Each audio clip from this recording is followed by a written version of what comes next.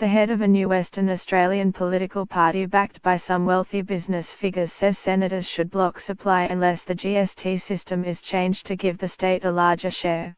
Julie Matheson, who established Western Australia Party along with prominent figures including retired Judge Peter Nisbet QC and property developer Nigel Satterley, told a Productivity Commission inquiry in Perth that the GST system is creating a welfare nation.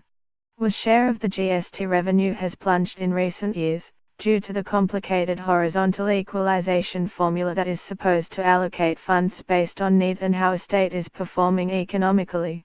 This year Western Australia received only 34 cents for every dollar raised despite its slow economy, while New South Wales got back 88 cents, Victoria 93 and the rest were all well above 100 cents. The Western Australia government says if it received a per capita share of GST revenue it would add an estimated $10.5 billion to WA's budget bottom line over the next 3 years. Federal Treasurer Scott Morrison had the power to change the system and should do so, because it was in the national interest that WA's economy grows rather than prop up other states, Ms. Matheson said after appearing at the GST inquiry. If he does change the GST system, then Western Australia needs to take a stronger view on how it participates in Australia federally, she said. The senators that we have in Parliament should be blocking supply if they don't get a fair share of GST for Western Australia. We have party members in the Senate only looking after their party as opposed to looking after their state. Our party believes the current GST system is creating a welfare nation. We are calling it the GST welfare for Australia. It discourages innovation and the growth of a state.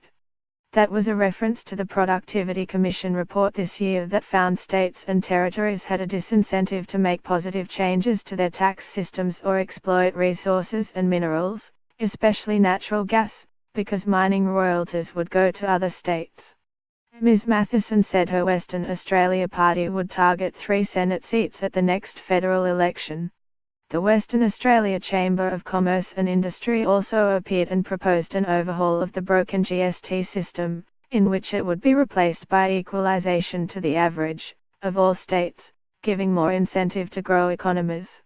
To ensure no state was worse off during a 3-year transition, the federal government should pay at least $5 billion in top-up payments to weaker states, Chamber economist Rick Newnham told the inquiry.